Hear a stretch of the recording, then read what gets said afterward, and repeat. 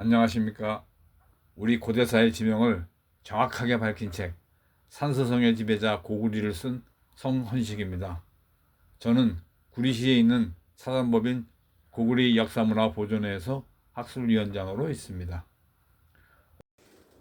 그래서 발기가 여동적으로 다스리고 있었는데 이제 공손탁한테 바치죠. 바치니까 이제 공손탁은 이제 독자 정치 세력을 구축을 하는데 이게 한나라하고 고구려 사이에 보면은 중간 세력이 있었어요. 그게 대표적인 게 낙낙국의 후예. 고구려가 낙낙국을 없애지 않습니까? 그러니까 낙낙의 후예들이 이게 고구려한테 붙었다. 고구려가 힘이 세면은 고구려한테 붙었고 한나라가 힘이 세면 한나라한테 이렇게 붙고 이 중간에서 이게 이제 하다가 그 대표적인 주역이 요동태수 공선도 가문인데 50년간 얘는 어디 굳는 게 아니고 중간에서 독자적인 세력을 구축을 합니다. 그런데 이런 공손씨의 요동을 BC 108년에 설치된 식민지 한사군의 연속이라고 중국 주장하고 있고 우리 학계도 주장을 하고 있는데 이건 말이 안 돼요. 왜 말이 안 되느냐? 공손씨가 위나라 식민지에서 나옵니다. 말도 안 되는 얘기죠. 이건 별개의 나라라고 봐야 되는데 별개의 정치 세력으로 봐야 되는데 이걸 한사군의 연속으로 박아서 한반도 한사군 400년 한반도에 한사군이 400년 동안 존재했다. 존속했다. 그 중에 하나로 들어가는 게 이 공손씨의 요동입니다. 공손씨는 위나라한테도 적대 세력이었어요. 중간에.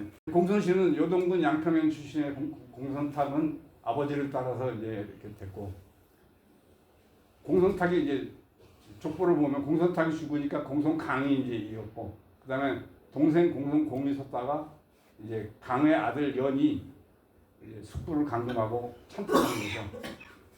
왕위를 찬탈해가지고 연왕을 자칭을 합니다. 그래갖고 위나라 사마이한테 토벌을 당해가지고 당하는데 3대에 걸쳐 50년 동안 요동에서 독자 세력으로 발기가 요동을 공손탁한테 넘긴 이후로 50년간 요동에서 독자 세력으로 군림을 하게 됩니다.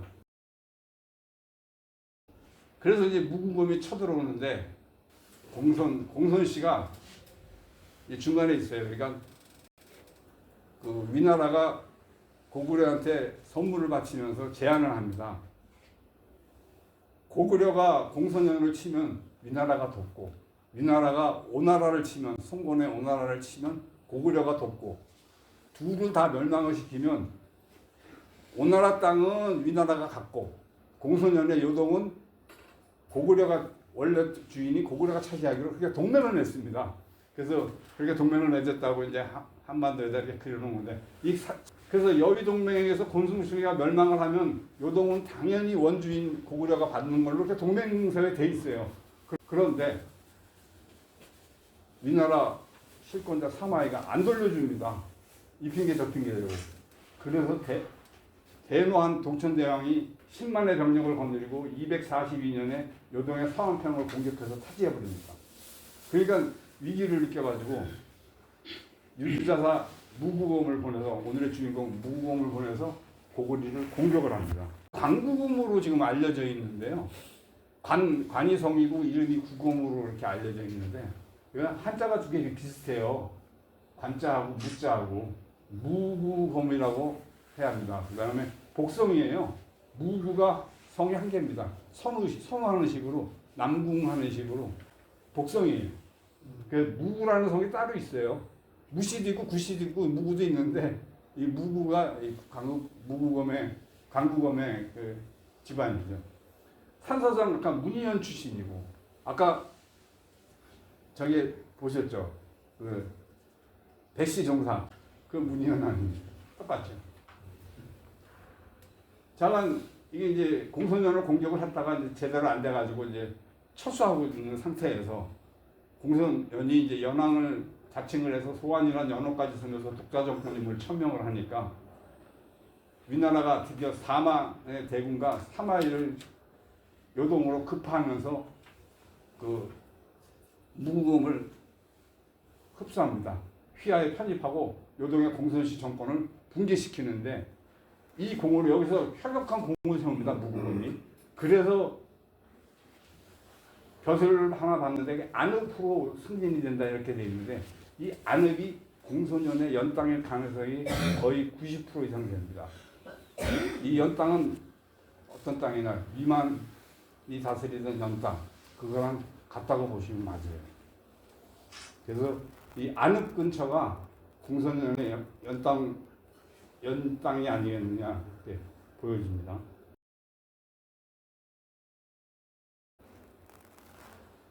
문희영 고향에 있는 무구공 기념관 저기 무구공 고리라고 적혀 있죠. 고향이라는 뜻이고요.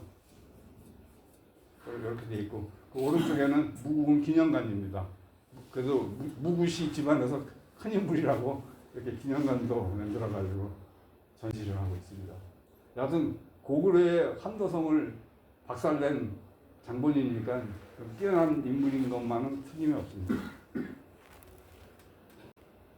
무구검 열전에 보면 이제 판도에 올라 고구려의 도움을 여기 이제 기록을 잘 상세하게 설명을 해드려야 되는데 그렇게 너무 상세하게 나오면 재미가 없고 그러니까 자기네들이 불리하게 갚혔어요. 쉽게 얘기해서 두 번을 고구려하고 싸워가지고 무구검이 집니다. 두 번을 지고 세 번째에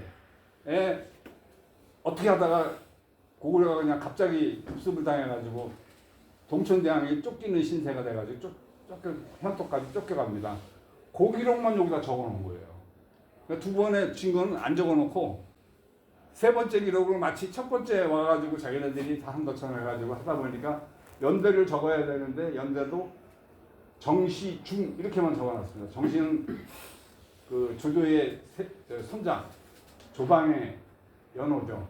정시, 중 고구려가 배반에 수차례 침범하다 무구검이 어쩌고 저쩌고 했다. 그래서 쭉 이어져 가지고 환도에 올라 고구려의 도움을 도둑내고 뭐 이렇게 기록이 돼 있어요. 이게 아니다 이거예요. 그러니까 두 번을 큰 대승을 거뒀는데 방심하다가 이제 세 번째 역습을 당해가지고 이제 그렇게 있는 거죠. 이것도 마찬가지야. 정시 6년 이것도 그 전 이야기입니다. 이게 원래 무구검이 이렇게 내고로 무구검이 고구려를 정벌하자 동천태왕이 달아나는 게 정시 6년 245년이에요. 그런데 여기 정시 6년에 그런 일이 있었다고 이렇게 적어놨습니다. 그게 안 맞아요. 고구려 사초록에 보면은 정확하게 나와 있어요. 첫 번째가 244년에 이제 해서 비류수 상륙에서 크게 대승을 거뒀고 동양제제 246년에도 대승을 거둡니다.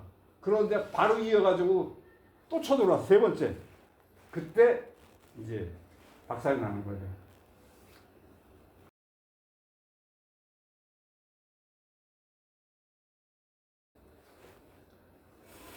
양구라고 적혀있는데 양수의 입구고 그거는 수경주에 보면 산서성 남부 장자연 동쪽이라고 딱 찍어서 나와 있습니다. 양수는 수경주에 보면 양수는 양산 남쪽에서 나와 장자연 고성 남쪽까지 흘러간다. 그렇게 양구는 여기 나와 있죠. 여기 장자연 여기 적혀 있죠. 산서성이라고 이렇게 나와 있습니다. 예. 그래서 이 첫 번째, 두 번째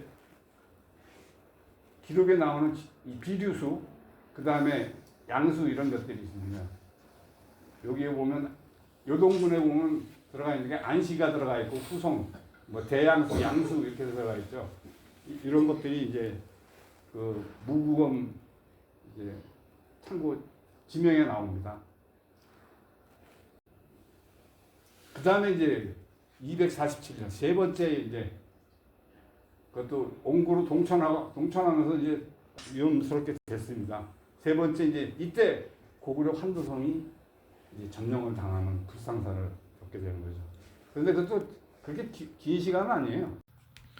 무구검의 역습에 참패해 환도성을 포기한 동천태왕은 남옥주의 땅 중령으로 피신을 했는데 이때 거의 모든 군사들을 잃어 미루만이 혼자 남게 되었습니다.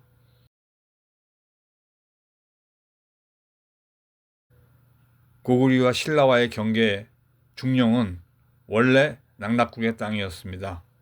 고구리 대무신왕 27년에 남옥주에 있던 낙낙국을 멸하고 그 땅을 중령군으로 했다는 고구려 사철학의 기록이 있습니다. 옥조의 위치에 대해서는 제3화에서 설명드리겠습니다. 무구금 관련 지명은 산서성 남부에 있습니다. 아까 문희연 그 고향이죠. 무구금의 고향이고 저기 보면 안읍이라고 되어 있죠.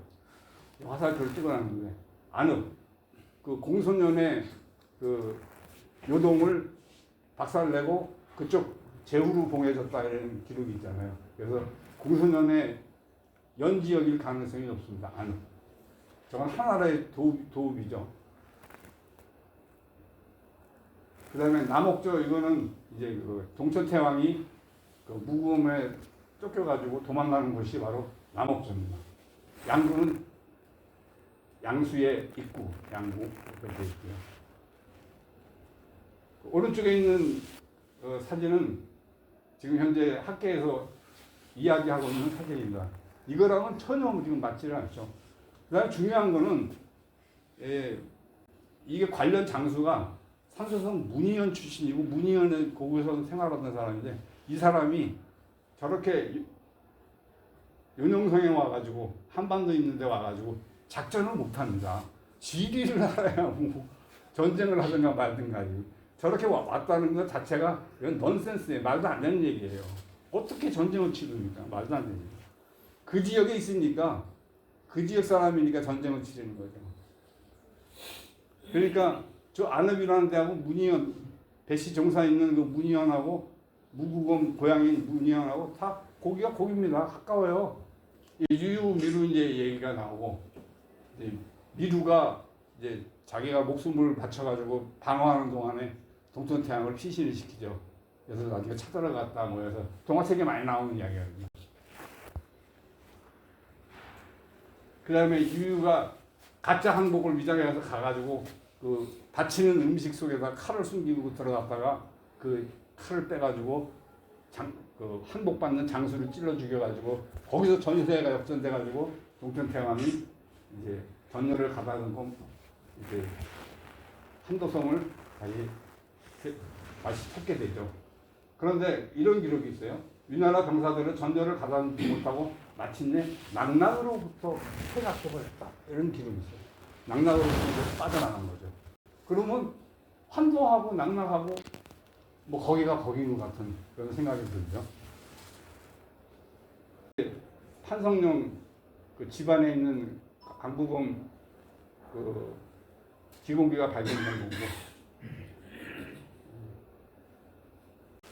1906년도에 이제 그 손바닥만 A4 크기만한 조그만 비석도 아니야. 비석의 일부분이 발견이 됐는데 이게 이제 동양사학계에서는 위나라 무구검이 고구리도 한도성을 점령하고 세운 것이라고 이렇게 주장하고 있어요. 근데 이게 안 맞습니다. 이걸 하려면 너무 좀 어려운데 그냥 한번 해볼까요? 이런 기록이 있어요. 정시 3년 고구려가 뒤지고 칠하문을 고려해서 구려를 토벌했다. 한번 쭉 읽을게요. 적을 돌려보내고는 6년 5월 개산했다. 장군 명칭이 이렇게 쭉쭉쭉 나옵니다. 그렇게 선명해요. 글씨가 좀 선명해. 이런데 이거를 한번 보면 반자가 틀리고요. 정시 3년은 고구려가 서한평을 공격한 때지 무구검이 고구려로 들어온 때가 아닙니다. 날짜가 틀려. 그 다음에 환도성이 함락했던 때는 정시 7년이에요. 246년. 그러니까 한 4년 정도 차이가 나. 그러니까 안 맞아요. 안 맞고 2-1에 보면 뒤에 5가 있잖아요. 5가 이렇게 있죠. 칠하문을 동령해 구려를 토벌했다 이렇게 돼 있죠. 5가 있으면 정시 5년 이전을 기록한 건데 고구려가 정시 5년에는 244년에는 고구려가 두 차례 승리한 상태로 고구려가 진 거는 그 이듬해입니다. 그런데 이런 기록이 있다는 게 안 맞는 거고 그 다음에 적을 돌려보내고 6년 5월에 계산했다는 게 있는데 6년 무구검의 2차 침공이 7년입니다. 이 7년. 그러니까 이게 시차가 안 맞아요. 그 다음에 오한 선우 얘기도 있는데 이것도 정시 7년에 침공전의 이름으로 사양에 있을 수가 없고 그러니까 장군명이 나오는데 무구검은 상당히 직책이 높습니다. 유주자사자하고 뭐 그래요. 직책이 높고 한 2품 정도 되는 장군인데 여기에 그 기공비라는 데 적혀 있는 장군의 풍계는 굉장히 낮은 풍계예요. 6급, 7급 정도, 8급에서 9급도 되고. 그래서 이 결론을 내리자 그러면 간단하게 이제 결론만 내릴게요. 강국원 기공비는 무구검이 고구려 환도성을 점령하고 세운 비석이 절대로 아닙니다. 이게 정시 7년에 고구려가 환도선을 함락을 당하는데 전부 기록이 그 이전 기록으로 적혀져 있어요. 그 다음에 같은 시대를 살았던 낮은 직급의 다른 장군의 공적비로 보입니다. 공적비로 보이는데 이 A4 크기만한 유물은 그거 유물도 아니지 그거 옮겨놓으면 그만이에요. 그래서 이게 아마 좀 야로가 있는 유물이 아니겠느냐. 일부러 이렇게 뒤집어 씌우기 위해서 우리한테. 일단 제가 산사성에서 뭐 발견이 됐겠죠. 근데 비슷한 시대에 살았던 다른 직급 하위 그 장군의 그 기록인데 그걸 가지고 강국원 일공들을 왜곡을 한 것 같습니다.